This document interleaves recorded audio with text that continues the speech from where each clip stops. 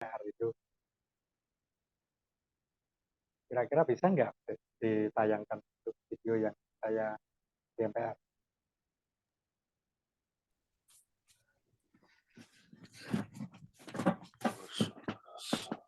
Jadi buku. Selamat pagi Bapak Ibu yang saya hormati, serta teman-teman sekalian yang saya kasihi. Pada hari ini kita bisa bergabung dengan damai karena Tuhan Yang Maha Esa serta perjuangan para pahlawan untuk kemerdekaan. Maka pada hari ini yang ceria, hari hasil perjuangan pahlawan, saya Yona Louis Ferdinand akan membacakan sebuah puisi berjudul Dasar Bukan Pilar karya KR AP S. Prasmanto. Ketak sayap burung Garuda mengintari Nusantara, melihat ke bawah, sedih menjerit. Dia merasakan berjuta-juta manusia masih memperdebatkan pemahaman dasar dan pilar. Dasar sudah jelas sebagai pondasi, pilar tegak berdiri sebagai tiang. Tidak mungkin dasar dijadikan bagian pilar, apalagi ditaruh di atas rumah kita. Kapan perdebatan pengertian dasar dan pilar berakhir? Burung Garuda dengan mencengkram Sasaki Bhinneka Tunggal Ika tidak rela kalau dasar dijadikan bagian pilar. Pancasila tidak dilahirkan di masa Orde Reformasi, tidak juga di masa Orde Baru.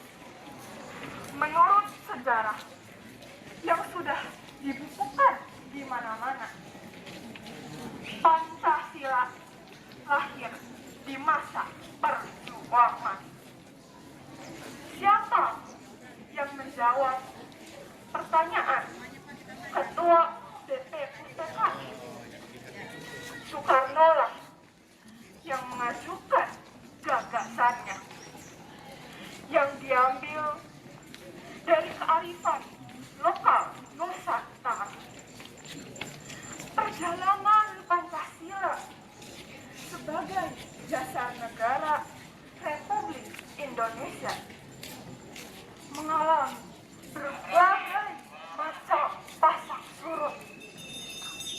Keinginan untuk mengganti dasar negara selalu ada hingga saat ini.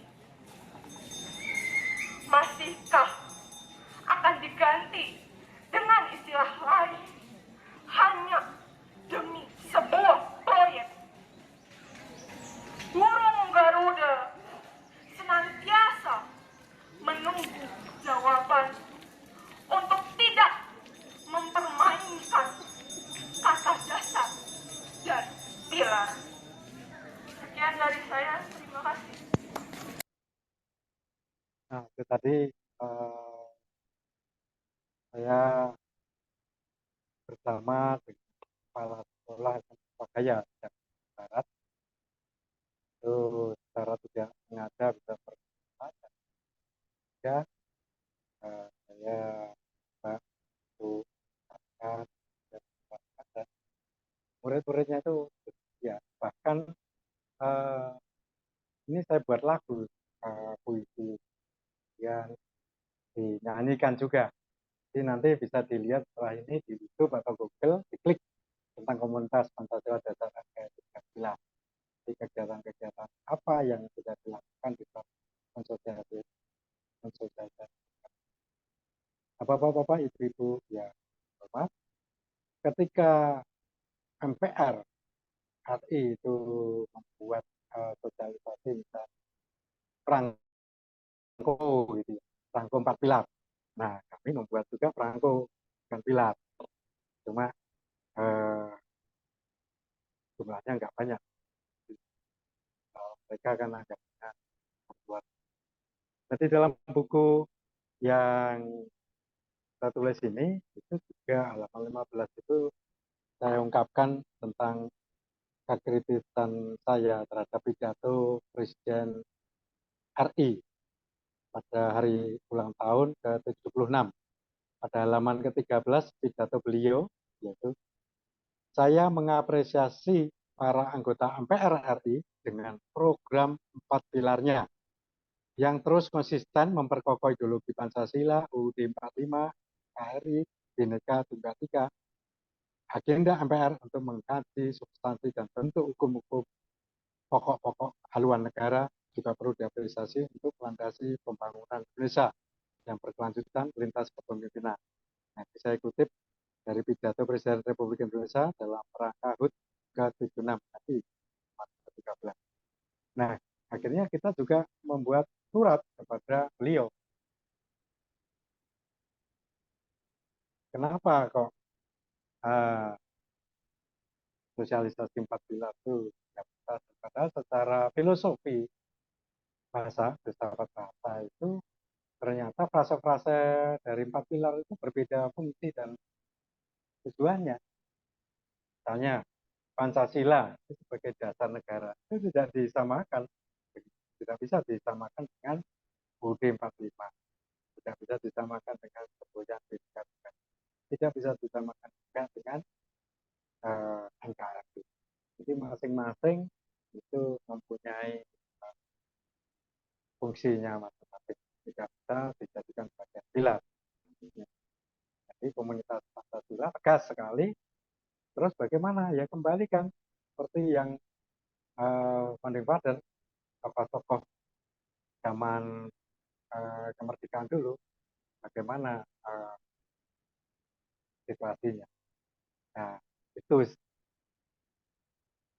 Nah, kita lanjutkan slide-nya. Setelah kita bagi janji pada wakil rakyat, tapi sampai sekarang kok ternyata kita juga song, atau artinya tidak ada kemajuan yang signifikan. Bahkan tanggal 18 bulan Januari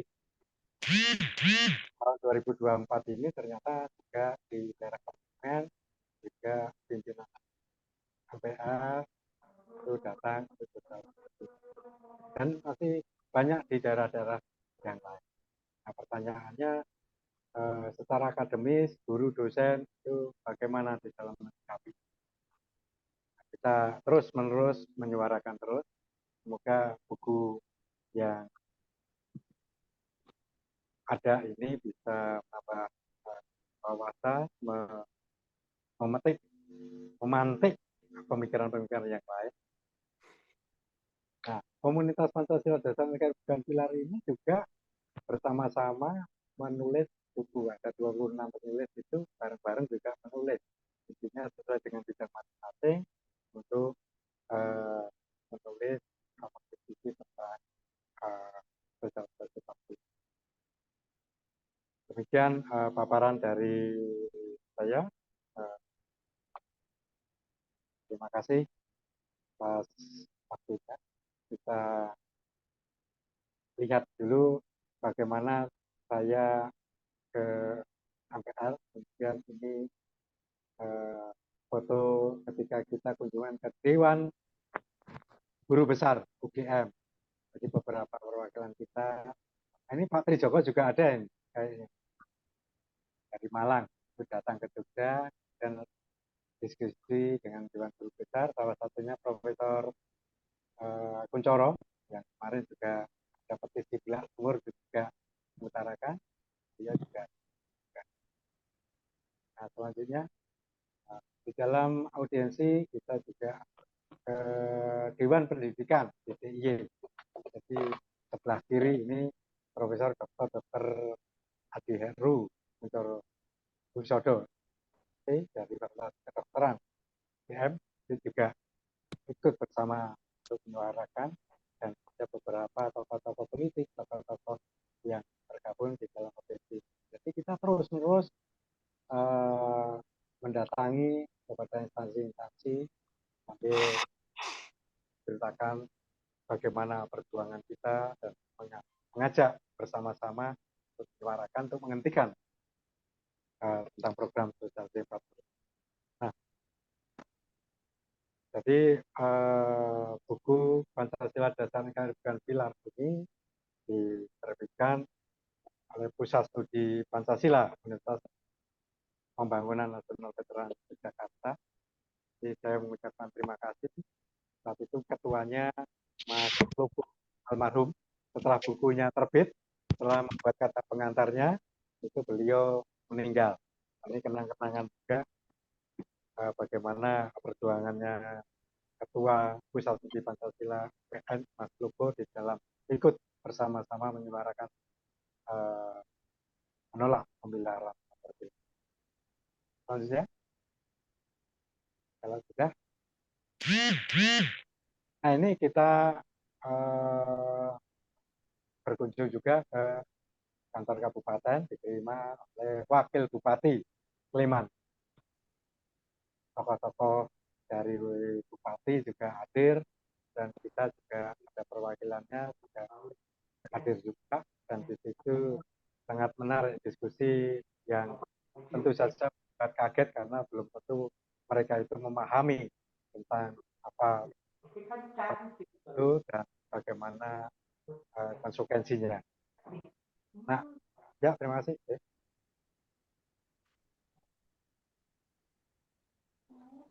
Nah, ini terus saja. Ya, ini di. Nah, ketika di ND, saya juga ketemu juga kepada Panglima TNI saat itu untuk kemudian menginformasikan bahwa kita komunitas Pancasila Dasar Bukan Pilar ini terus-menerus mengkritisi tentang program 4 pilar dan ada bukunya. Ini yang saya bawa buku yang kedua. Nah, kemudian yang sebelah kanan itu dekan dari Universitas Pertahanan, Majen Dr. Agus. Nah, itu ketika saya ketemu juga di SMA. Kita di Jakarta juga keliling di SMA 72 dan SMA 78 di Jakarta Barat. Terus, ya lanjut. Nah, akhirnya mengucapkan terima kasih kepada Bapak-Bapak Ibu pada saat ini yang sudah mendengarkan pemaparan saya, dan kita akan ngobrol, diskusi, dialog, supaya ada masukan, ada beberapa tanggapan. Salam Pancasila, dasar NKRI, bukan pilar. Terima kasih. Wassalamualaikum warahmatullahi wabarakatuh. Salam. Terima kasih Pak atas pemaparan materinya. Tadi sepertinya ada satu video lagi ya Pak, tapi tidak sempat untuk ditayangkan. Mungkin jika masih ada waktu nanti akan saya tayangkan di akhir acara ya Pak ya. Siap. Baik. Sebelum kita memasuki sesi diskusi, saya ingin menggarisbawahi sedikit mengenai materi yang sudah disampaikan oleh Bapak Kanjeng Pangeran Eri. Yang pertama telah dibedah konsep dan struktur dari 4 pilar itu sendiri, yang terdiri atas Pancasila, Negara Kesatuan Republik Indonesia alias NKRI, Bhinneka Tunggal Ika, dan Undang-Undang Dasar 1945. Yang kedua, terdapat beberapa penyimpangan dalam Pancasila, UUD 1945, NKRI, dan Bhinneka Tunggal Ika. Penyimpangan-penyimpangan itu seperti penggunaan istilah 4 pilar MPR RI dan sosialisasi mengenai 4 pilar untuk pertama kali yang diperkenalkan oleh MPR RI. Kemudian melihat permasalahan tersebut, muncul gagasan untuk melakukan uji material atas penggunaan frasa 4 pilar kehidupan berbangsa dan bernegara ke Mahkamah Konstitusi. Namun sampai sekarang istilah itu justru masih tetap digunakan oleh MPR RI untuk melakukan kegiatan sosialisasi. Yang ketiga, gerakan dan aksi nyata Komunitas Pancasila Dasar NKRI bukan pilar dapat dilakukan, seperti bisa membentuk Komunitas Pancasila Dasar NKRI bukan pilar, sosialisasi kepada masyarakat, audiensi kepada institusi pendidikan, pemerintahan, kelompok masyarakat, dan menciptakan karya-karya yang berkaitan dengan menyuarakan Pancasila Dasar NKRI bukan pilar. Yang keempat, menagih janji wakil rakyat dengan meluruskan penggunaan istilah 4 pilar yang tidak pada tempatnya. Oke, baik. Sesi tanya jawab akan saya buka rekan-rekan sekalian. Bagi rekan-rekan yang ingin mengkritisi ataupun memberikan pendapat, saya silakan.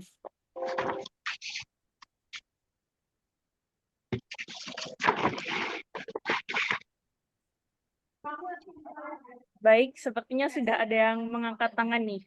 Sepertinya rekan-rekan penasaran untuk memperdalam terkait topik bahasan yang kita bahas pada malam ini ya, Pak. Oke, mungkin kita bisa mulai dulu dari Kak Farid. Dipersilakan Kak Farid untuk menyalakan mikrofon. Selamat malam, terima kasih Nancy, terima kasih juga Pak Eri atas materinya. Ini sangat menarik Pak dan sangat bikin penasaran gitu.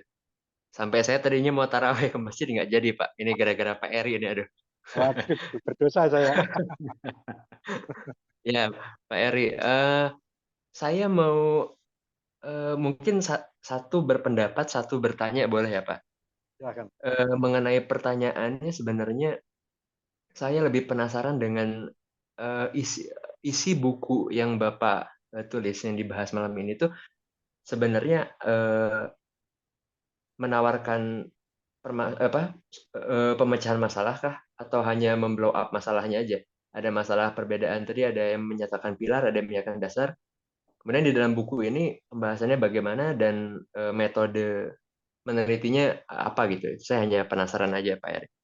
Kemudian yang kedua mengenai pendapatnya tadi, ini mohon dikoreksi kalau saya keliru. Terutama juga ada Prof. Sidarta mungkin yang dari aspek hukumnya.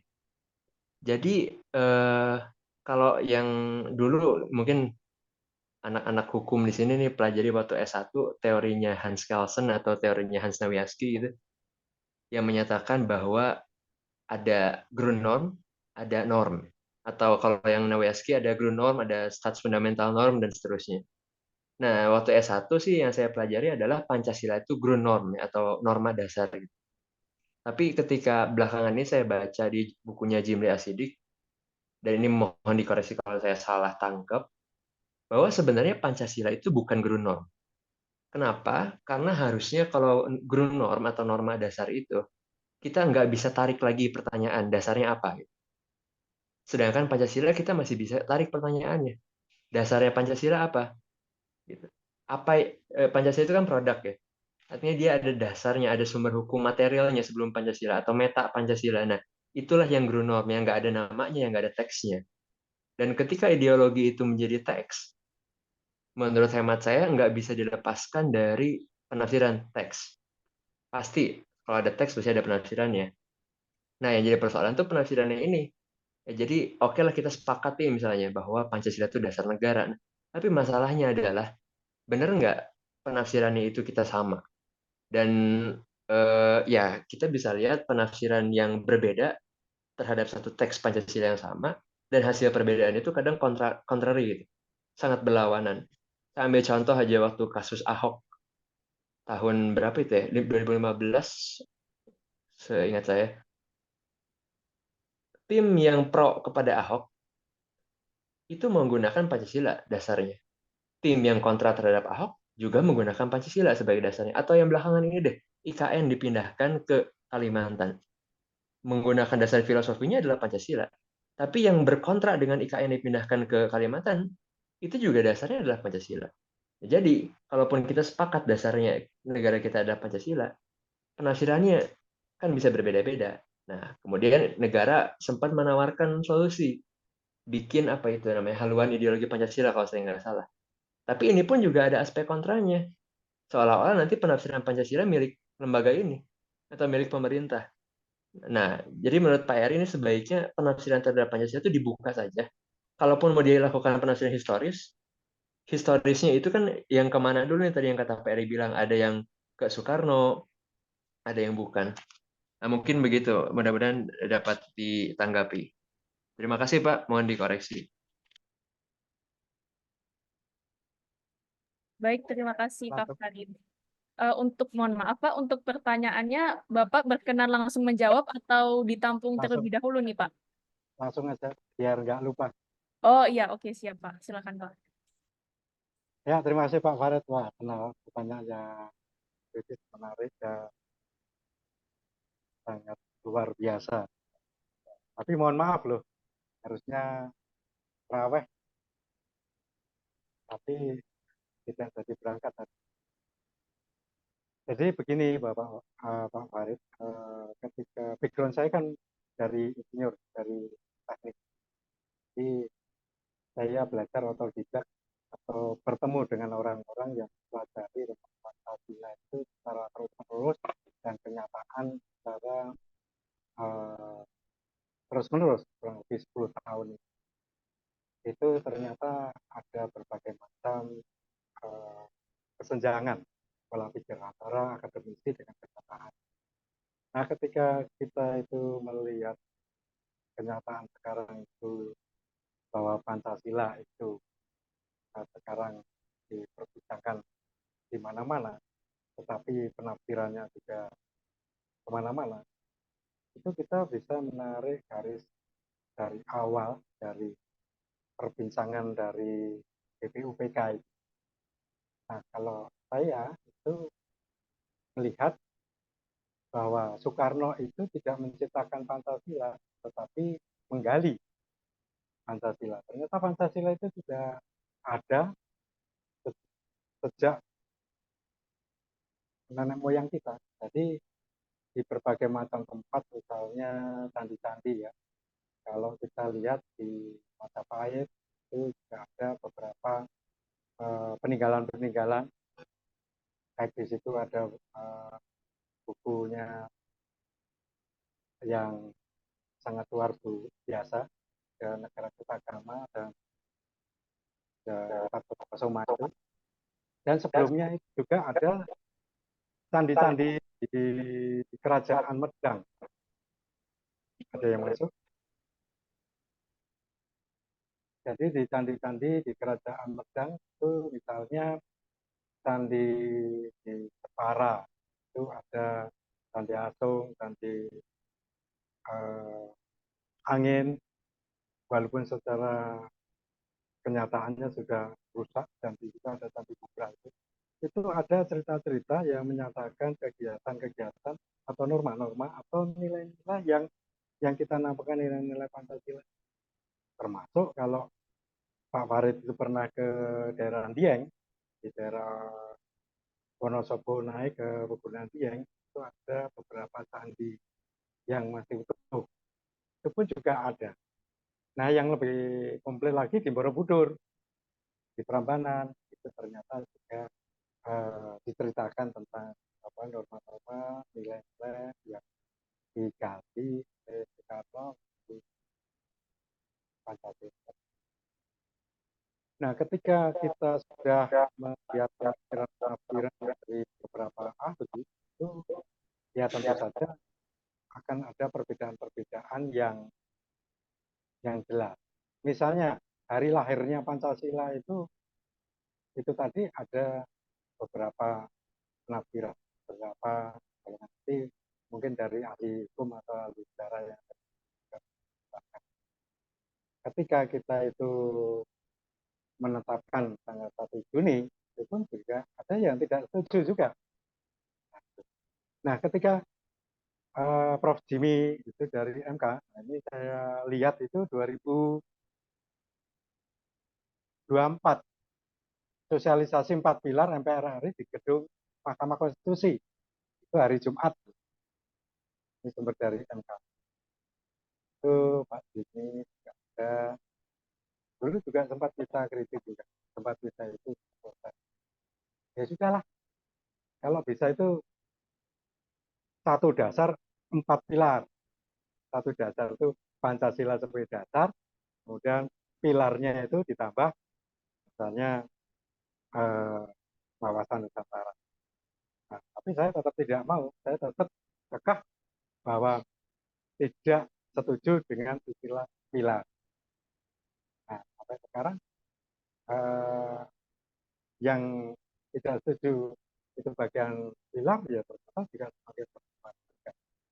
Nah ini, jadi tentang bagaimana hukum yang ada ini saya juga bingung. Kita sudah sampai di MK, teman-teman itu sudah masyarakat sudah sampai ke Mahkamah Konstitusi. Tapi kenapa MPR kok tidak berubah itu? Tidak tidak manut keputusan dari MK. Terus setelah saya tanya itu Pak Farid ke mereka-mereka, ke para pejabat itu, maka kami itu sudah menuruti, sudah diganti dari 4 pilar berbangsa dan bernegara menjadi 4 pilar MPR RI. Nah, ada apa kata 4 pilar itu? Ternyata nomenklaturnya itu berbunyi 4 pilar. Nomenklatur hubungannya dengan anggaran. Nah, berapa anggarannya? Itu perlu diteliti. Coba kalau nggak ada anggarannya. Oh, enggak. Kita keliling kemana-mana sosial. Nah, ini yang menjadi menarik. Tentu saja kalau para mahasiswa atau para tokoh itu juga mengerti, sebetulnya gampang kan mengembalikan kata menjadi dasar negara, kemudian yang lain. Tapi ternyata tidak. Nah, ada apa di dalam itu? Karena apa? Dunia akademis ternyata dengan politis itu tidak sinkron. Sampai sekarang ini kenyataannya banyak pengkhianat-pengkhianat Pancasila. Ya terus terang saja, karena penafsiran dari para ahli-ahli, tetapi kalau hati nuraninya itu tidak fokus atau tidak murni terhadap Pancasila, yang anti Pancasila akhirnya macam-macam, akhirnya ya seperti ini, kejadian-kejadian. Bahkan anggaran-anggaran yang dipakai untuk nyetak itu luar biasa, dibagi-bagikan. Nah kalau buku kita ini tidak bisa saya bagi-bagikan gitu ya. Ada yang beli, kita kemudian ada yang beli 5, baru 1 dikasih ke pejabat. Karena nggak ada anggarannya dan kita semua murni dari masing-masing pribadi-pribadi. Ya, bagaimana caranya ya dengan cara ya begini aja. Saya bersyukur bisa diundang dan bisa dialog di tempat yang terhormat ini, dan mudah-mudahan kalau direkam bisa menjadi uh, pembelajaran bagi teman-teman. Nah, ketika saya mencoba kepada raja-raja Nusantara, kemudian kepada datuk-datuk, kelingkir dan yang lain, mereka penafsirannya juga macam-macam, tetapi dia tetap fokus pada bagaimana Pancasila itu sebagai fondasi atau dasar. Nilai-nilainya itu masing-masing daerah itu ternyata. Jadi itu Pak Farid, terima kasih sekali masukan-masukannya. Bagaimana kalau misalnya nanti di tempat kesempatan yang lain kita bisa dialog lagi tetap karena terlalu banyak sekali yang didiskusikan, termasuk bagaimana di dalam buku ini juga disertakan bagaimana para ahli-ahli itu mengutarakan tentang pemikiran-pemikirannya tentang 4 pilar itu tadi. Jadi sebetulnya Pancasila itu sudah selesai, tetapi karena diotak-atik di apa yang terjadi ketika zaman Orde Baru semuanya dihilangkan, sehingga ketika reformasi pelajaran Pancasila itu berkurang atau hilang, bahkan tidak ada yang eh, belajar terhadap Pancasila seperti kalau zaman dulu saya ada P4 pendidikan tentang Pancasila dan sebagainya. Sekarang saya tanya kemana-mana, ya itu tadi ada yang misalnya mengikuti 4 pilar sehingga mengajarkan tentang 4 pilar itu tadi, sehingga konsepnya itu akhirnya anak-anak didik itu menjadi Pancasila itu menjadi pilar negara. kemudian ada juga yang tetap tidak setuju. Nah, konsekuensinya terhadap atasan masih ada juga. Nah, ketika saya di lapangan itu menanyakan kepada mereka-mereka yang bergerak di bidang, tidak ada yang bingung juga. Ini gimana sih? Yang benar itu yang mana? Nah, terus saya bertanya lagi, sebetulnya yang ngurusi Pancasila ini siapa? MPR ini apa tugas-tugasnya? Nah, di dalam buku ini juga kita singgung juga tugas-tugas MPR. Nah, ke depan itu bagaimana? Pak Warid tadi betul bahwa solusi yang kita ajukan, kita tawarkan, ya itu tadi. Bagaimana kita mengembalikan pengertian yang seperti awal mula dulu. Kemudian kalau sudah selesai ya bagaimana? Ya kita menjaga bagaimana Pancasila di dalam aplikasi di dalam keseharian. Nah, kalau bisa go internasional, Pancasila diakui oleh dunia. Ketika Soekarno zaman dulu di PBB itu sudah memperkenalkan Pancasila dan banyak negara-negara itu juga sudah tidak banyak yang menentang. Termasuk semboyan kita Bhinneka Tunggal Ika sudah resmi di PBB itu sudah diakui juga. Nah itu Pak Farid mudah-mudahan menjawab. Ya, terima kasih banyak Pak Eri. Ya, sama-sama. Baik, terima kasih Bapak. Mungkin kita akan beralih ke yang lain dulu ya, karena sudah banyak yang menunggu juga dan penasaran ini mungkin ya. Baik, silakan Bapak Irwan untuk menyalakan mikrofon. Silakan Pak. Baik, terima kasih Mbak Nancy. Terima kasih Pak Kanjeng Pangeran Eri. Luar biasa penyampaiannya. Saya diundang malam ini sebenarnya agak kagok sedikit ya. Kagoknya itu karena ya saya termasuk orang yang tidak mempermasalahkan istilah pilar dan dasar. Iya, istilah pilar dan dasar ya. Karena melihatnya dengan cara yang berbeda. Saya melihatnya mungkin seperti kalau di dalam agama itu ya ada misalnya sholat yang agama gitu. Sholat yang agama artinya rukun. Rukun kalau di dalam agama Islam itu ada rukun Islam kan gitu kan. Tapi itu bukan hanya sholat saja yang tiang agama itu. Tapi ada juga mulai dari syahadat kan, syahadat. Terus sholat, puasa, zakat, haji. Nah, gitu ya. Jadi itu rukun sebenarnya. Jadi bukan jadi saya melihatnya dari cara yang berbeda. Tapi yang paling apa namanya? Yang paling penting bagi saya sebenarnya bukan masalah di dasar pilar itu, tapi di bagaimana Pancasila itu bermanifesto sebagai menjadi Undang-Undang Dasar 45. Artinya Pancasila ini kan akan menjadi Undang-Undang Dasar 45. Artinya Undang-Undang Dasar 45 sebagai konstitusi dia kan harus mengandung unsur sosial, politik, ekonomi, budaya. Sehingga itu menjadi kepribadian. Nah, jadi bagaimana bentuk sosialnya Indonesia ini ketika kita bertemu dengan dasar Pancasila. Nah, gini. Lalu bagaimana dengan bentuk politiknya? Bagaimana dengan bentuk ekonominya? Sehingga baik sosial, politik, ekonomi itu membentuk kebudayaan dan akhirnya membentuk kepribadian.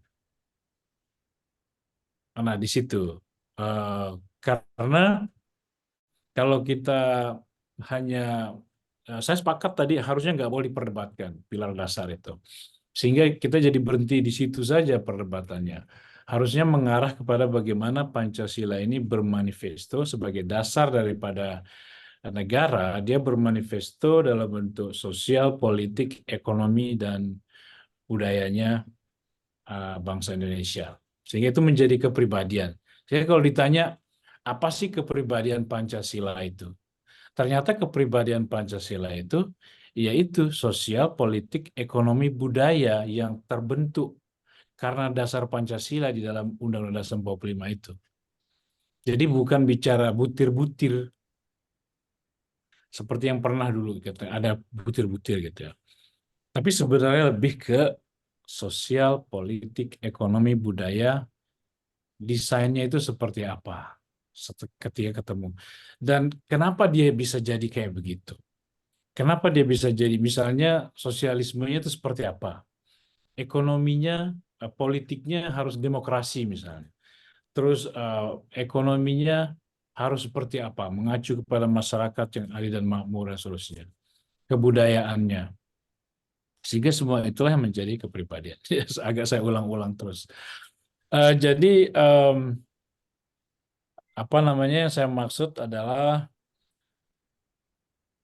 nah supaya kita tidak berhenti di bicara dasar dan pilar saja gitu loh.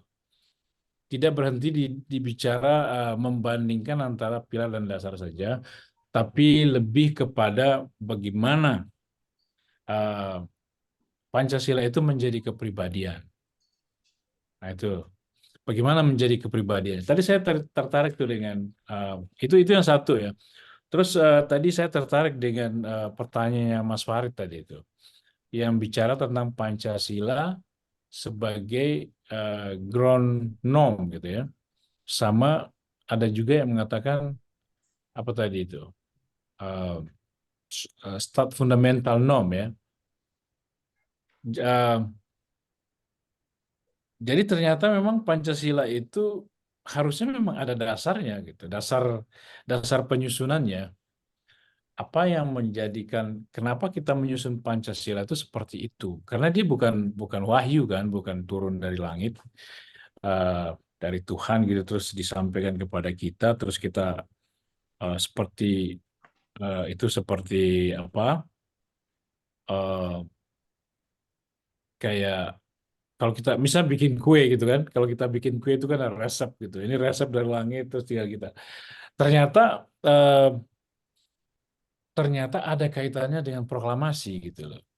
Ada kaitannya dengan proklamasi, yaitu ketika dinyatakan proklamasi, di situ lahir Republik Indonesia sebagai satu kesatuan.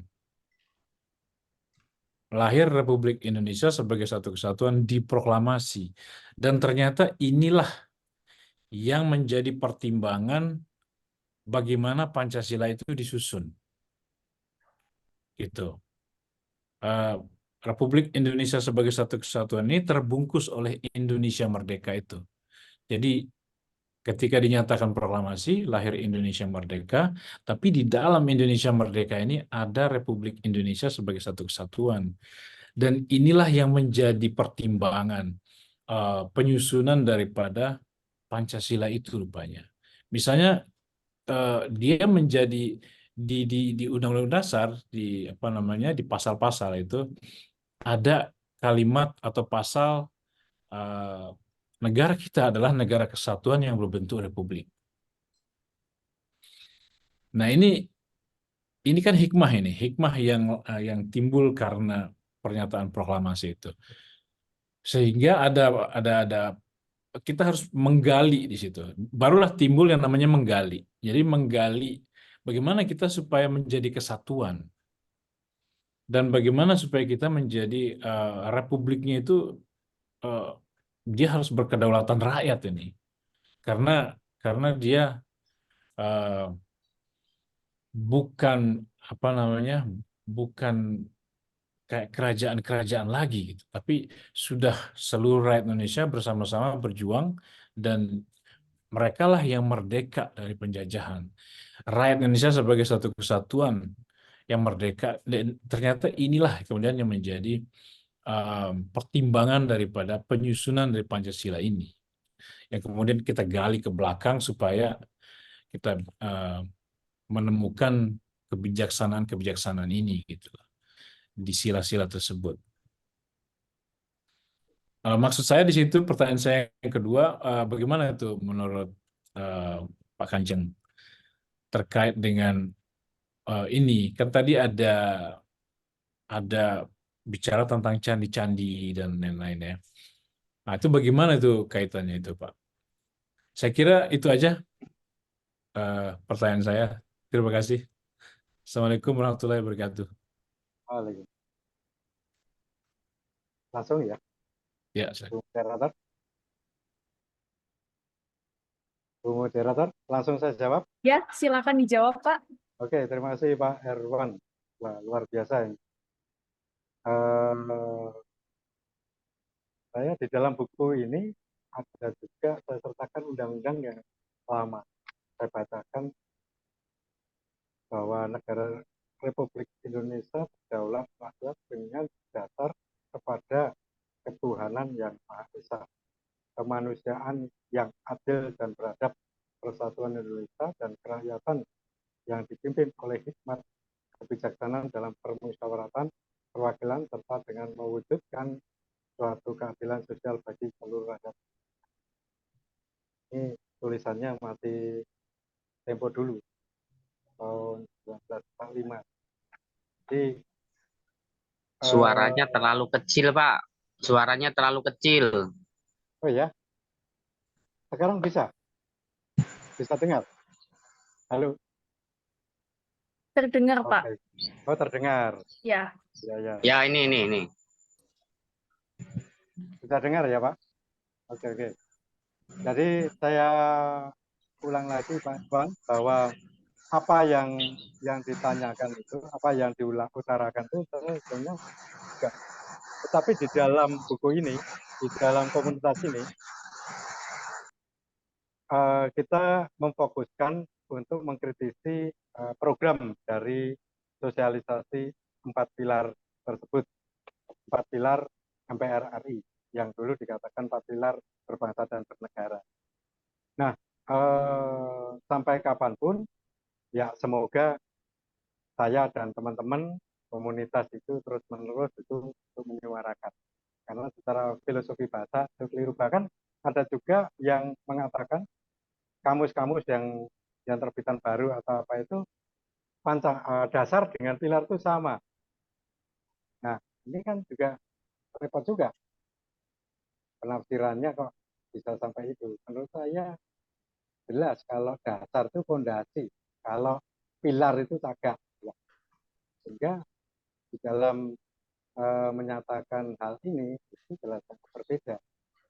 Nah, ketika di dalam pergulatan, diskusi dan sebagainya, kita juga mengembangkan ke penerapan aplikasi yang nyata. Jadi kalau Bapak bergabung di grup komunitas Pancasila, WA Group itu jelas sekali diskusinya itu hampir tiap hari itu membahas tentang permasalahan-permasalahan yang ada, yang terkadang malah tidak membahas tentang dasar dan pilar, tapi aplikasi-aplikasinya, termasuk pemilu kemarin dan sebagainya.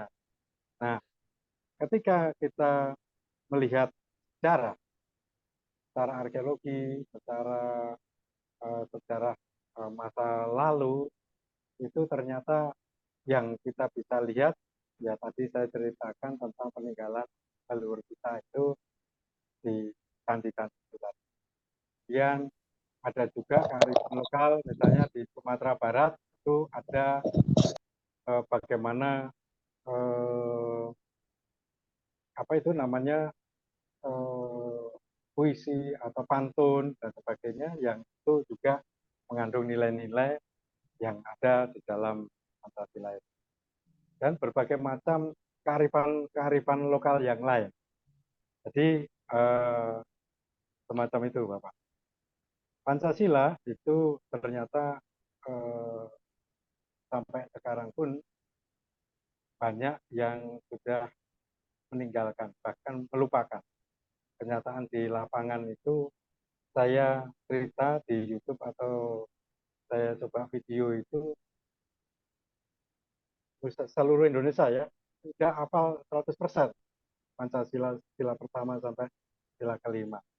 Kalau dibalik, nah ini malah tambah tidak hafal lagi. Kurang lebih ya sekitar berapa ya, 60% itu yang nggak hafal. Yang 90% hafal sila pertama aja, Tuhan aja. Ini menandakan bagaimana kita harus bangkit lagi, kita harus mensosialisasikan terus-menerus supaya di berbagai macam lini, termasuk ormas dan sebagainya, ya mau nggak mau ya kita harus berdasarkan Pancasila, jangan yang lainnya. Nah, ketika Pancasila itu dijadikan bagian pilar, nah nanti dasarnya mana? Kalau dasarnya itu tidak ada, bisa diganti yang lain-lain. Dan ini akan berbahaya.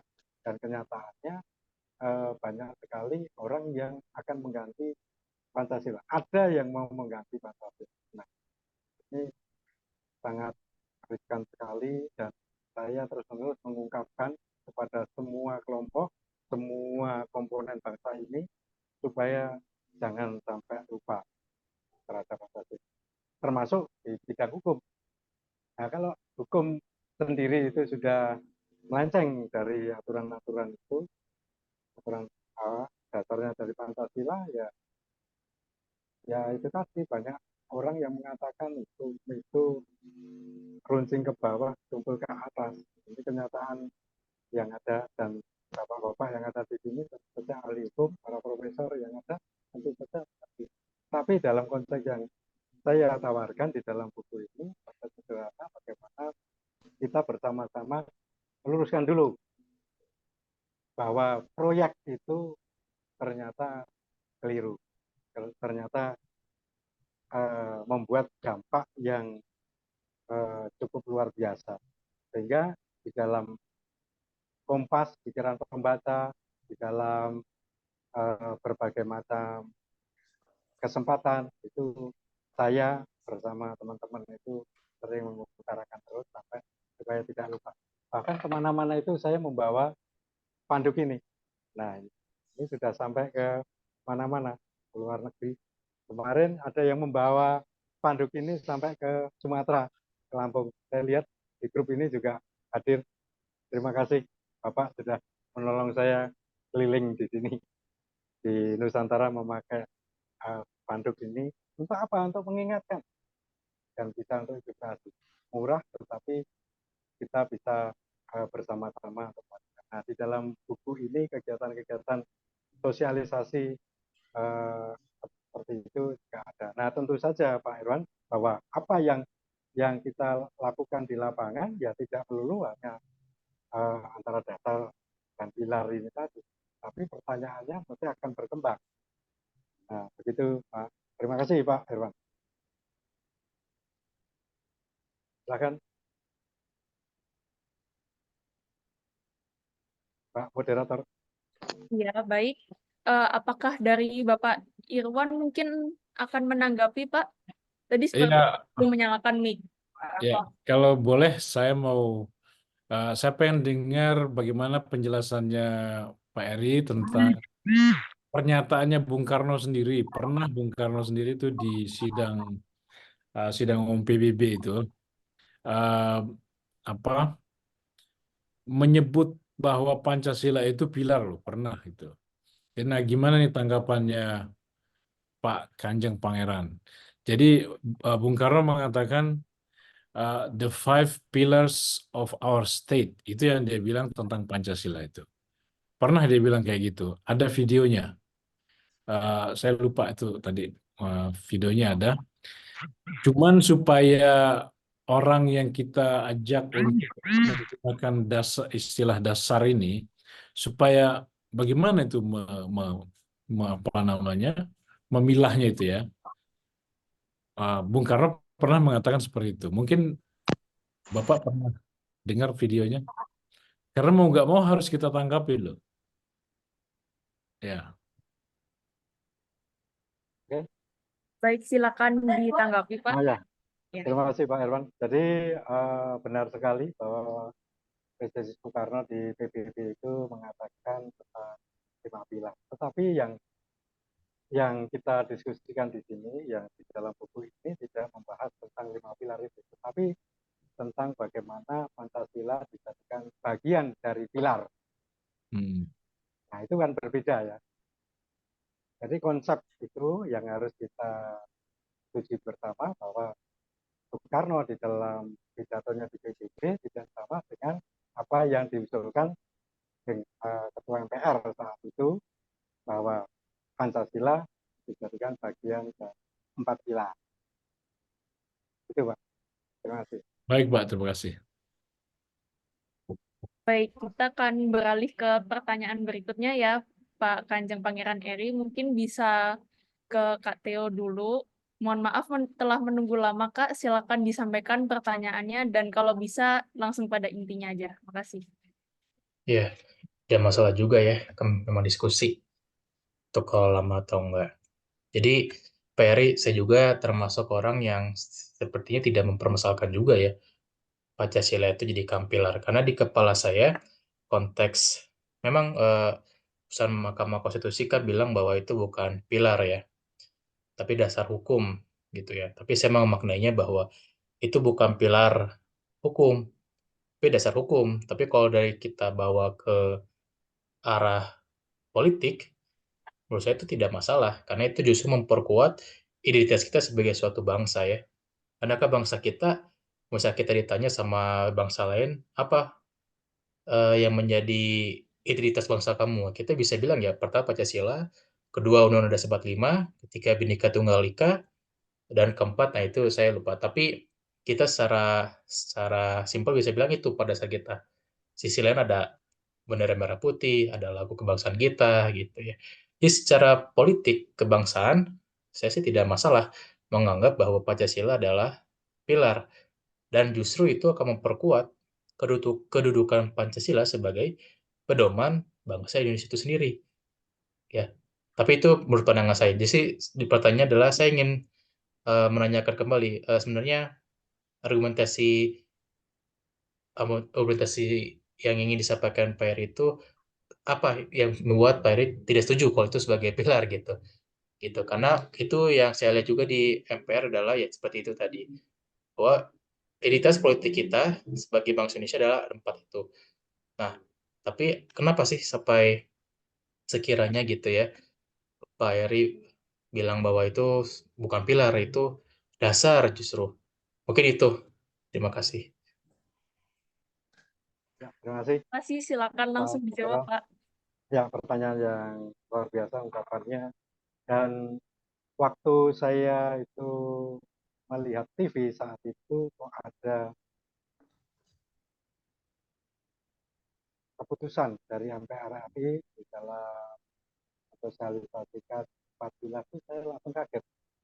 Jadi saya itu dari SD sampai SMA itu sudah diceritakan sama Bapak Ibu guru itu Pancasila itu dasar negara, bukan pilar negara. Kok tahu-tahu kok ada Pancasila dimasukkan dari bagian pilar itu awal mula pemikiran sederhana. Nah, ternyata di dalam Undang-Undang Dasar 1945 yang di dalam buku saya sertakan juga dalam laporan itu, ternyata nggak ada tulisan bahwa berpilarkan satu ketuhanan yang Maha Esa, dua bahwa kemanusiaan yang adil dan beradab, persatuan Indonesia itu, tetapi berdasar kepada. Nah, ini kita mengacu ke Undang-Undang Dasar 45. Jadi sangat berbahaya ketika saya itu bertanya kepada banyak masyarakat, masyarakat itu mengungkapkan bahwa Pancasila itu pilar negara. Berarti Pancasila sudah berubah atau bergeser makna dari dasar menjadi pilar. Dasar pondasi. Kalau pilar itu kan penyangga. Nah, pondasi ini yang harusnya itu tidak berubah-ubah. Kalau pondasinya akan berubah-ubah, bergeser-geser, nah nanti bangunan itu akan rontok. Nah itu kalau dulu nanti disebut dulu. Ketika saya itu ke NGITT, di sana masyarakatnya itu mengatakan dasar itu kuku. Kuku itu adalah akar pohon. Jadi akar pohon. Karena di sana itu di desa ya banyak pohon-pohon. Akhirnya pemahamannya, konsepnya itu bahwa kuku atau akar itu sebagai fondasi akar yang hidup. Jadi dia itu tidak sebagai barang mati. Nah, ini orang-orang di daerah sana itu benar. Dan di daerah yang lain mungkin punya kearifan lokal yang lain. Tetapi pada intinya bahwa Pancasila itu kesepakatan bersama ya saat itu, dan itu di dalam BPWK juga tidak ada yang menentang bahwa Pancasila itu sebagai dasar negara. Nah itu. Nah ketika Pak Theo itu mengungkapkan bahwa Pancasila apa itu juga bisa pilar, nah ini suatu ketika ada bahaya-bahaya yang kita sendiri juga mengerikan karena kita sendiri tidak mempunyai dasar atau fondasi yang kuat. Ketika orang luar itu bertanya, boleh kalau mengatakan Pancasila sebagai dasar negara, undang-undang dasar itu sebagai bukti tertinggi di Republik kita, kemudian Bhinneka Tunggal Ika, semboyan, NKRI bentuk negara, dan bendera merah putih itu. Tapi itu bukan pilar, itu bukan bagian pilar, itu sendiri-sendiri karena fungsi maksud itu. Jadi tanggapan saya demikian.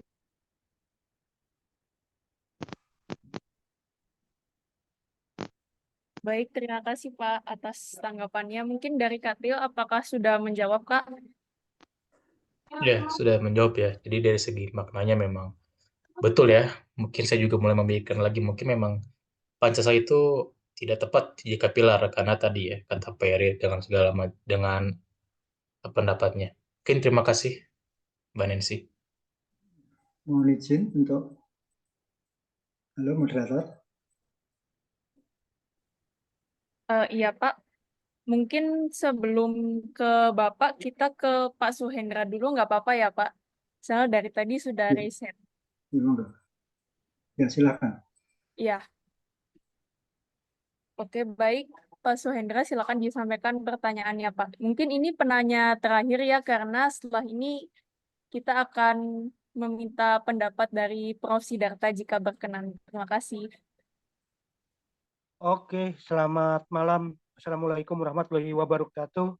Salam sejahtera, shalom, om swastiastu, salam kebajikan, rahayu. Sebetulnya saya bukan bertanya, tapi hanya ingin melengkapi apa yang ditanyakan sebelumnya oleh Pak Irwan, oleh Pak Farid mengenai ground noun.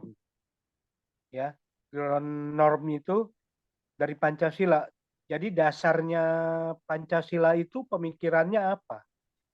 Nah, kalau saya boleh sampaikan, para pendahulu kita sebetulnya membuat Pancasila itu berdasarkan pada pemikiran mengenai adanya, kalau kita kenal sekarang ini, yang dinamakan pranata.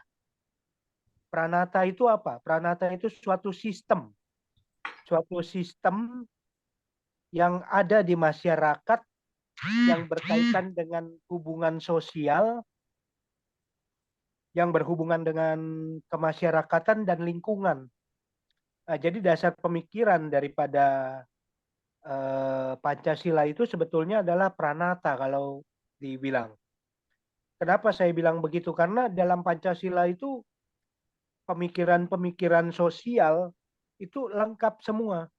Ya, hubungan dengan Tuhan, hubungan dengan sesama, hubungan dengan negara itu ada dan tertata, artinya tersusun di dalam isi dari Pancasila itu sendiri. Yang kedua, bahwa memang sangat berbeda sekali, berbeda jauh antara konsep dasar dengan pilar. Itu jelas berbeda. Kalau saya katakan, kenapa? Ya seperti yang tadi Kanjeng Pangeran Eri bilang, ya dasar itu adalah pondasi. Negara ini ibarat kata seperti rumah, ya. Rumah tanpa pondasi Ya, rumah ini kan artinya pelindung ya, pelindung orang-orang yang ada di dalamnya, artinya pelindung yang ada masyarakat, warga negara. Nah, kalau rumah tanpa pondasi yang ada hanya tiang, apabila itu ada angin sedikit saja pasti rubuh. Ya, apalagi diterjang badai, ya. Nah, jadi seperti itu. Nah, barangkali itulah konsep yang kita buat, yang kita perkuat saat ini, bahwa beda sekali antara dasar dengan pilar, antara pondasi dengan tiang, ya. Nah, NKRI ini ya sebetulnya adalah rumah, gitu, ya. Masa rumah berdiri dengan tiang tapi tanpa pondasi yang jelas, yaitu jelas tidak akan mungkin bisa dilakukan. Nah, jadi seperti itu konsep saya berpikir. Nah, barangkali mungkin ya semua ini memang menyangkut kepada lembaga tertinggi negara kita, ya, dalam hal ini adalah MPR. Maukah dia merubah proyek ini? Kalau saya bilang kasarnya ini proyek, ya. Maukah dia merubah proyek ini, gitu loh. Karena kita tahu ya pada tahun 2000 berapa ya, saya lupa, itu terbentuknya TAP MPRS mengenai 4 pilar kebangsaan ini. Nah, sekarang maukah MPR mencabut itu? Nah, itu PR kita bersama saat ini, agar itu kembali menjadi marwah kita, menjadi pakemnya dari negara Kesatuan Republik Indonesia ini. Ya, kalau orang Jawa bilang pakem, ya. Ya, Kang Eri, ya. Ya, Kanjeng, betul, ya. Jadi pakemnya harus dikembalikan kepada marwahnya, gitu loh. Marwahnya apa?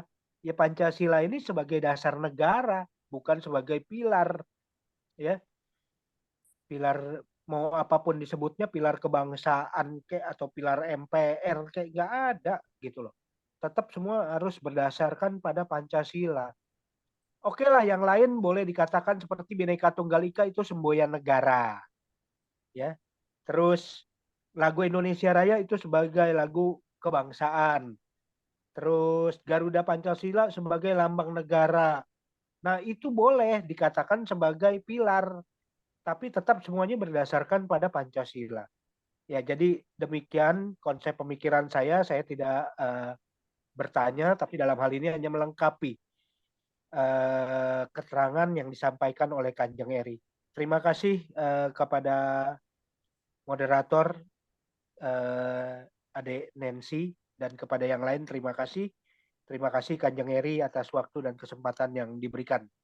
Assalamualaikum warahmatullahi wabarakatuh. Salam sejahtera buat kita semua. Terima kasih. Baik, terima kasih Pak. Karena kita masih sedikit nih, memiliki sedikit sisa, Bisa mungkin minta izin, kita bisa moderator. ke Pak Didik dulu ya, untuk menyampaikan pertanyaan. Silakan Pak.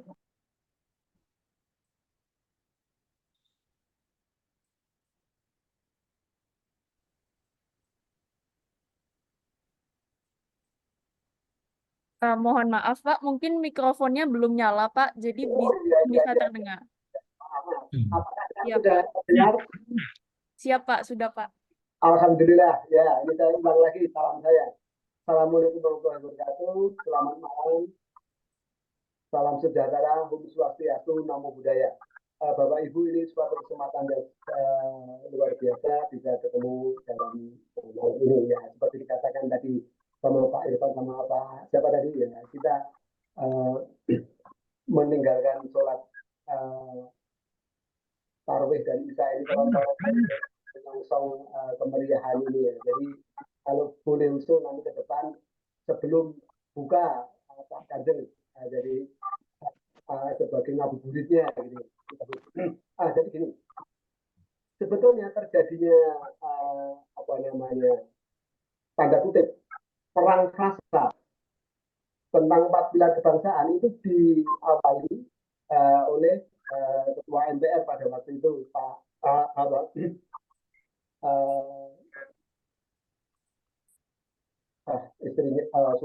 Bu Mega, Pak Taufik Kemas.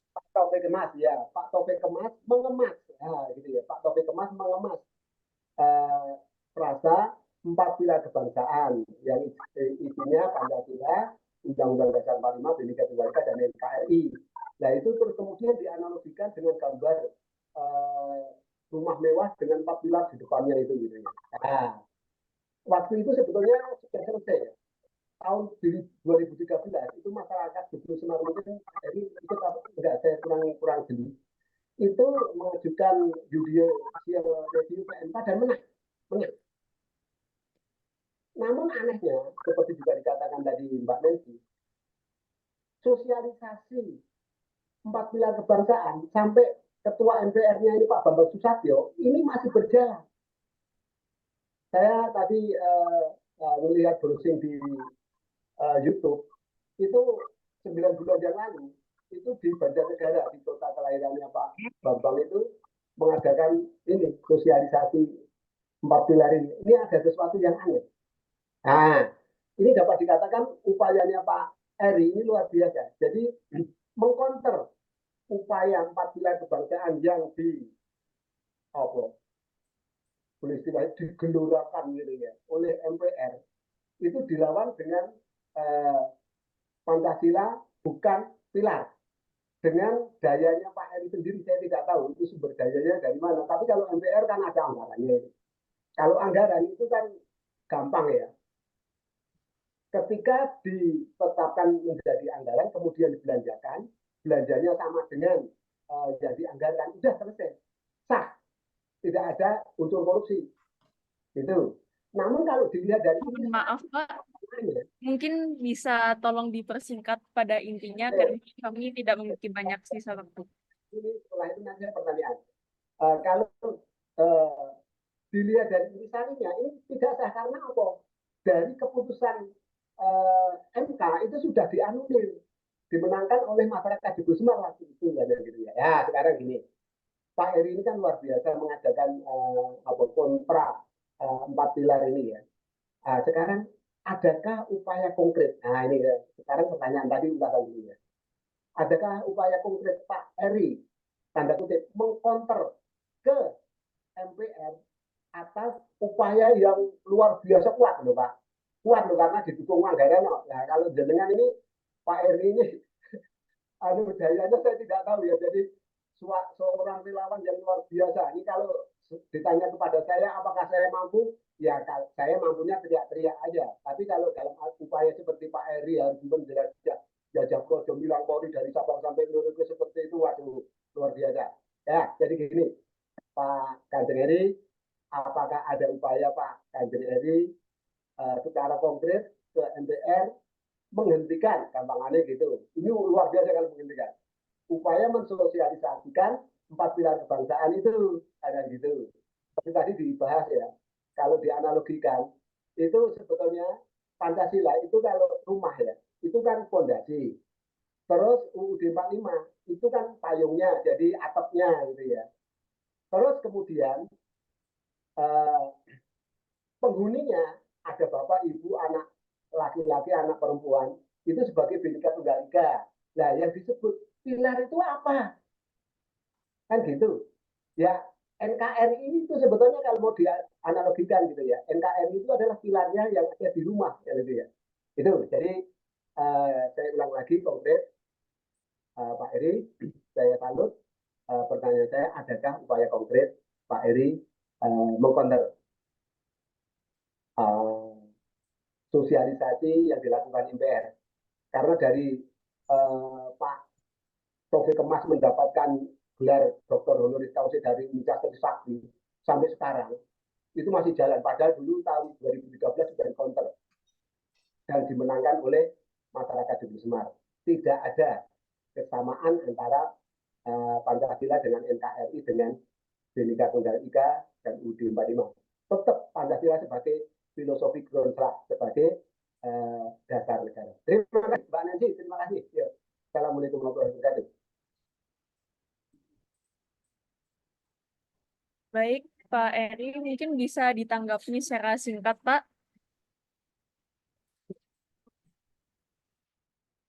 pertanyaan dari Pak Didik.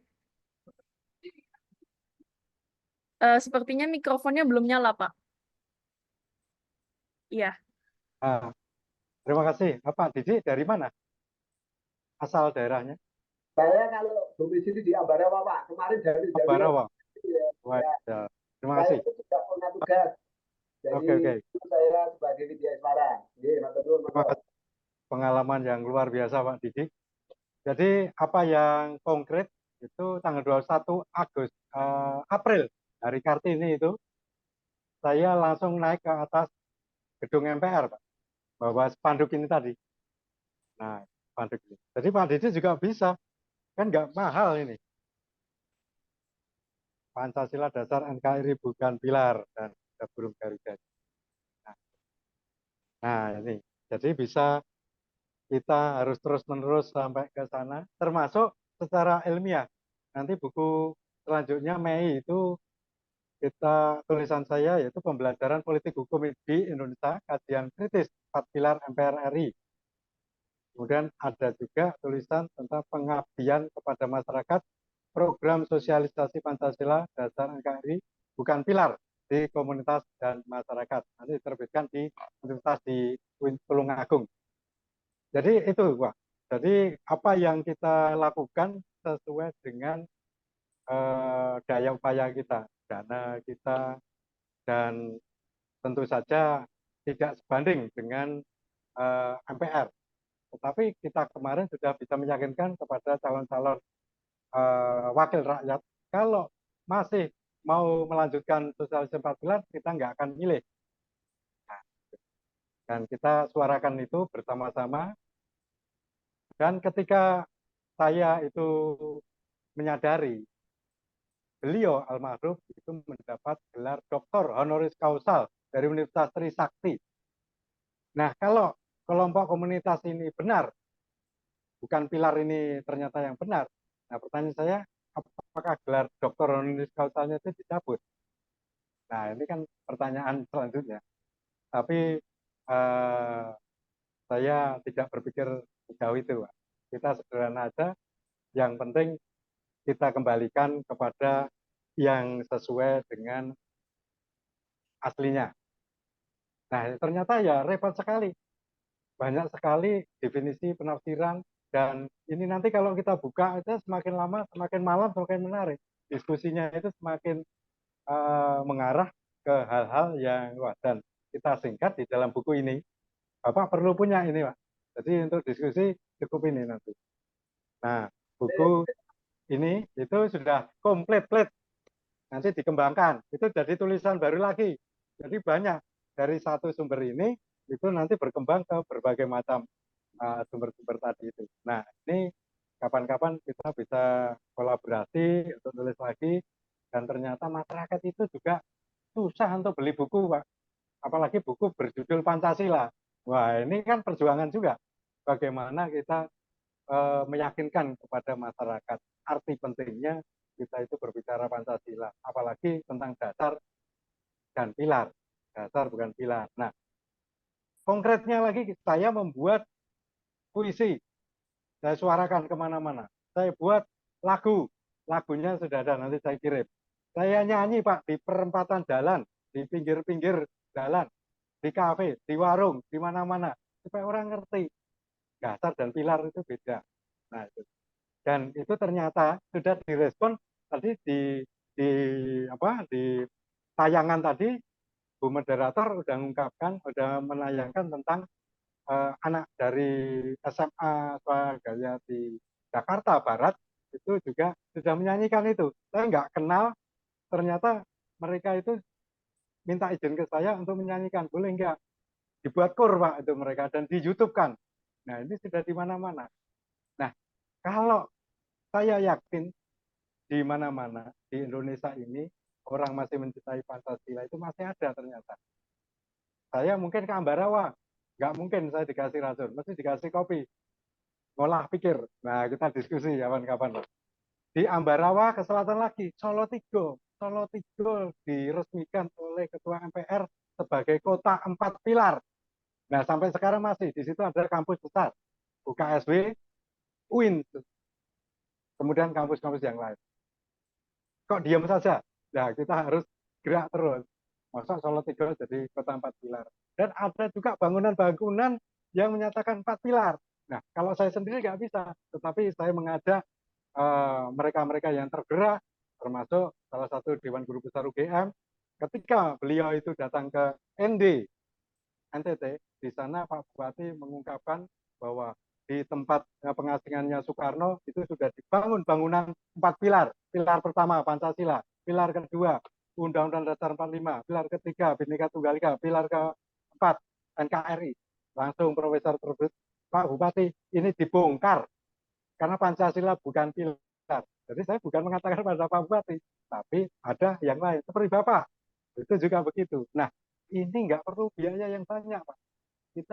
Kita pasrah, ternyata ada kekuatan ilahi yang menggerakkan semuanya, termasuk bapak-bapak yang terhormat yang ada di sini, meluangkan waktu untuk memikirkan hal-hal yang orang lain banyak yang melupakan. Nah, itu banyak sekali kegiatan-kegiatan secara praktis dan langsung action untuk mengaplikasikan apa yang ditulis di dalam buku ini, Pak. Terima kasih. Bu Moderator. Ya, Moderator, mohon izin. Iya, apakah jadi memberikan tanggapan, Pak? Mungkin kami sediakan waktu 3 menit karena hanya sedikit waktu yang tersisa, Pak. Terima kasih. Sejak reformasi tahun 98, kemudian diadakan amandemen UUD 45, kemudian muncul 4 pilar dari MPR ya, maka diadakan sosialisasi mulai dari terutama SMP, SMA, termasuk perguruan tinggi di seluruh Indonesia ya, dengan anggaran yang dibikin oleh MPR. Sementara sosialisasi ini diadakan secara struktur masif ya, gitu, karena didukung oleh lembaga tinggi negara ya Bu. Ini. Tapi setelah amandemen kan lembaga tinggi negara, MPR. Nah, akhirnya bahwa produk pendidikan kita setelah reformasi itu tahunya bahwa Pancasila itu ya pilar. Ini merusak otak sebenarnya, merusak konsep berpikir mengenai Pancasila sebagai dasar negara. Dari awal mestinya kan Pancasila itu kan dilihat dari kedudukan dan fungsi, dari kedudukannya aja dasar negara, filsafat negara. Yang satu Pancasila sebagai yaitu pandangan hidup. Nah, nanti dijabarkan lagi banyak gitu ya. Lalu yang dasar negara ini tadi menyangkut norm tadi. Lalu yang sebagai pandangan hidup atau filsafat hidup itu dilihat lagi ada setidaknya ada 6 Pancasila sebagai jiwa bangsa Indonesia sampai Pancasila sebagai filsafat hidup yang mempersatukan bangsa Indonesia. Itu ada 6 poin. Nah, lalu melihat kondisi seperti ini karena sudah meracuni produk-produk anak-anak sekolah dari sekolah menengah sampai perguruan tinggi, tahunya itu bahwa Pancasila adalah pilar, padahal ini keliru dan dipertegas oleh pendapatnya Pak Profesor Kailan dari UGM ya. Tadi sudah disampaikan oleh Kanjeng Heri. Nah, maka ada masyarakat tertentu yang menggugat ini. Istilah 4 pilar ini digugat di MK. Dan hasilnya MK memutuskan bahwa istilah 4 pilar itu salah, tidak benar ya. Lalu muncul putusan MK nomor 100 garis miring PUU strip 11 Romawi garis miring 2004 bahwa frase 4 pilar berbangsa dan bernegara itu tidak berlaku. Ya. Putusan MK ini kan bersifat final dan mengikat. Ya. Kebetulan ini semua yang hadir ini kan pelajar hukum ya. Mengikat dan final. Maka karena ini menggunakan anggaran negara yang cukup besar, apakah ini bisa disebut korupsi?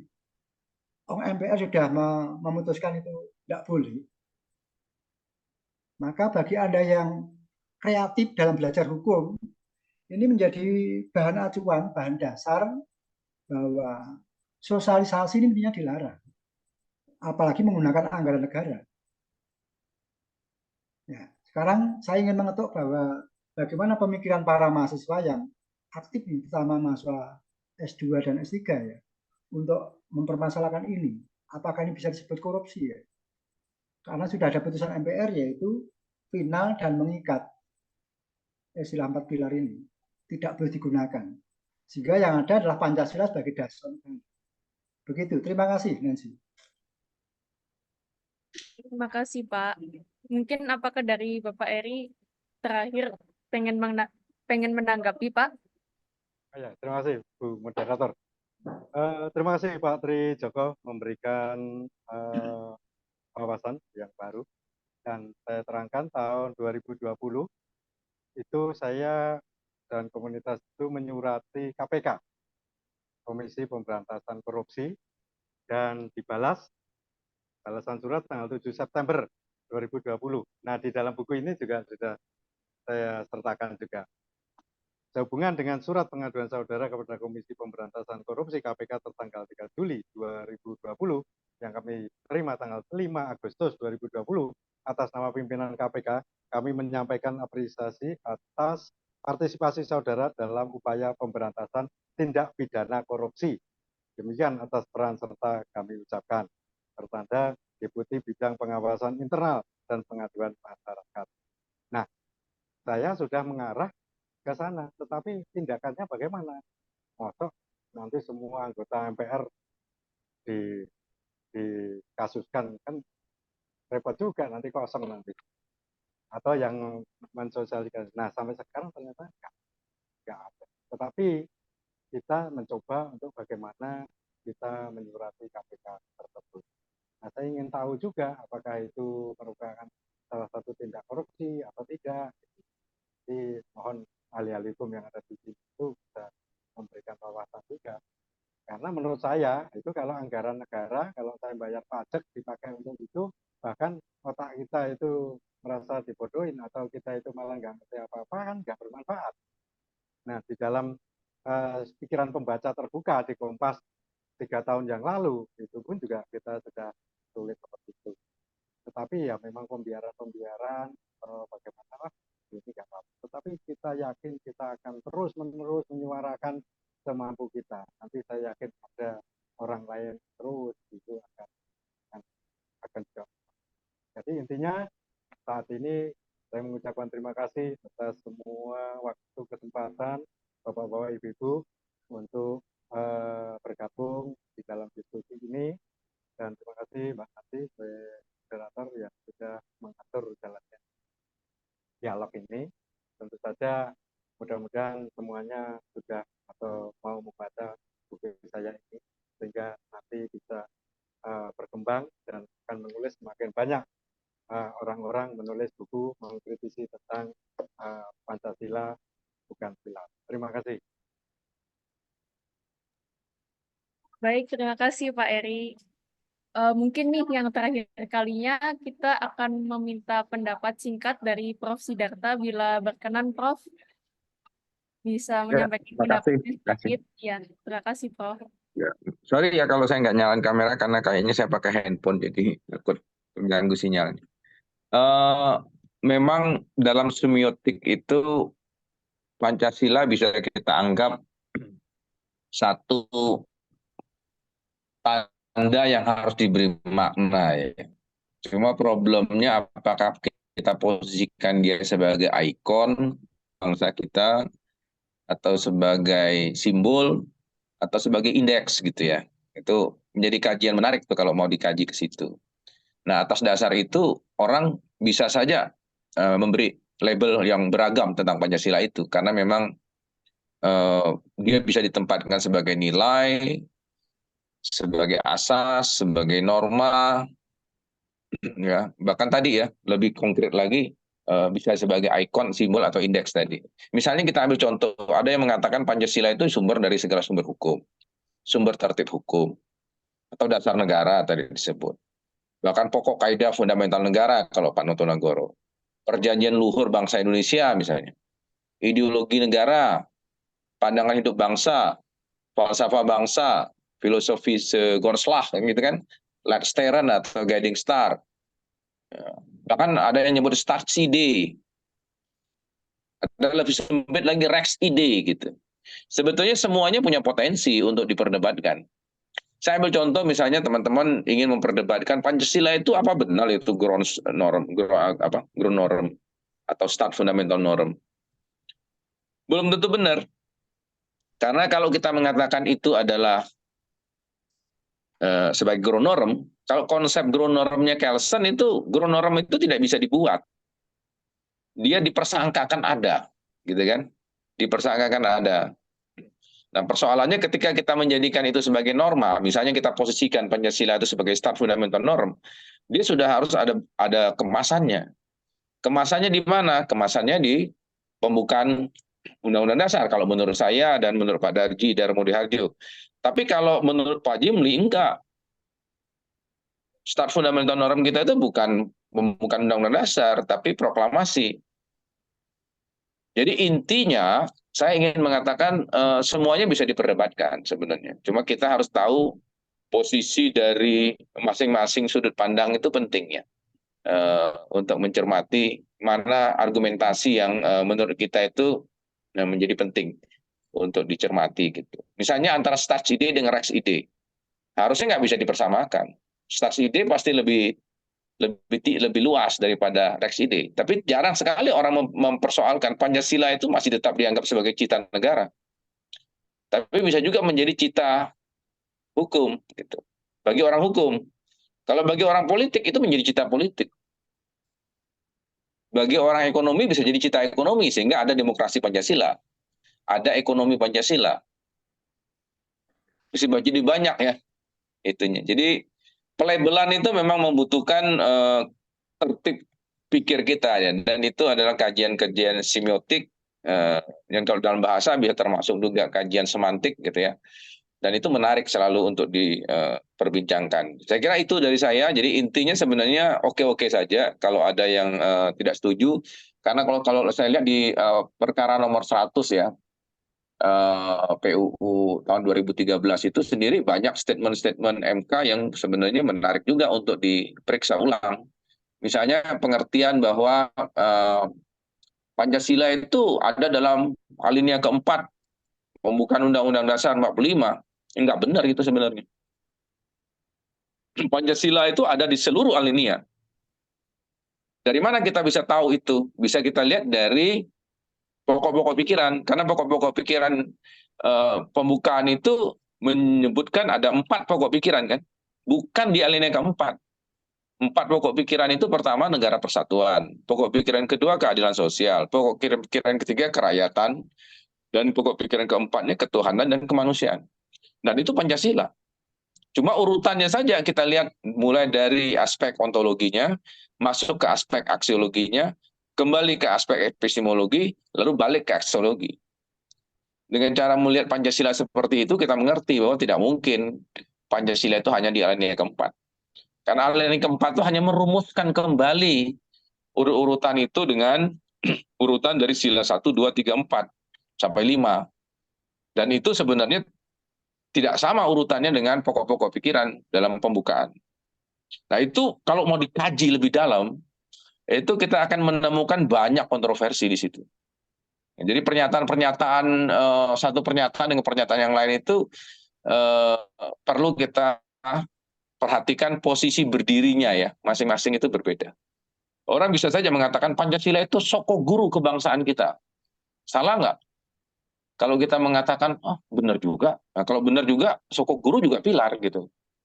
Jadi boleh jadi masing-masing punya persepsi ya. Dan itu menurut saya sepanjang kita bisa menempatkannya sebagai satu label yang bisa argumentatif, itu menarik. Jadi yang dilakukan oleh Pak Eri itu satu hal yang harus kita apresiasi. Karena itu membuka wacana kita untuk lebih menyadarkan kita semua tentang arti penting Pancasila. Mungkin bagi orang yang pragmatis menganggap ini terlalu jauh dari kebutuhan sehari-hari mereka untuk membahas. Ini terlalu mewah bagi mereka untuk membahas Pancasila. Kita beruntung sebetulnya punya orang-orang seperti Pak Eri yang menyadarkan kita bahwa ini isu yang tidak sembarangan. Ini isu yang perlu kita renungkan bersama gitu ya. Itu kira-kira dari saya. Terima kasih ya. Baik, terima kasih banyak Prof. Sidarta. Baik, demikian acara ini telah berakhir. Saya ucapkan terima kasih kepada pembicara Bapak Kanjeng Pangeran Eri dan juga kepada para hadirin Bapak Ibu sekalian yang telah hadir menyempatkan waktunya pada malam hari ini. Mohon maaf atas kurang lebihnya dari saya. Saya kembalikan kepada KMFA. Terima kasih. Terima kasih Nona Nancy Patricia Tasman. Dan juga terima kasih kepada Bapak Kanjeng Pangeran Eri yang telah bersedia mencurahkan isi pikirannya mengenai Pancasila itu bukan pilar, melainkan dasar negara Republik Indonesia. Dan kita mengetahui bahwa nyata argumentasi-argumentasinya juga membuat kita semakin paham, dapat diapresiasi bahwa betapa pentingnya untuk tidak menganggap bahwa Pancasila itu hanya sekedar pilar, tapi harus dipahami sebagai dasar negara. Bapak Ibu sekalian, kita telah masuk ke penghujung acara, tapi saya ingin mengucapkan terima kasih kembali dan juga mengingatkan bahwa KMFA telah selalu mengadakan diskusi setiap hari Jumat jam 7 malam. Ya, jam 7 malam. Jadi, jika ingin bergabung kembali, silahkan Bapak Ibu sekalian, hari Jumat jam 7 malam untuk segera bergabung. Mungkin itu saja dari kami KMFA. Saya akan tutup diskusi kita hari ini. Selamat malam, selamat beristirahat, dan semoga kita bertemu kembali. Terima kasih. Kasih semuanya. Terima kasih Bapak Ibu. Terima kasih Bapak Eri. Salam Pancasila. Terima Salam kasih Pancasila. Prof. Dara dan teman-teman.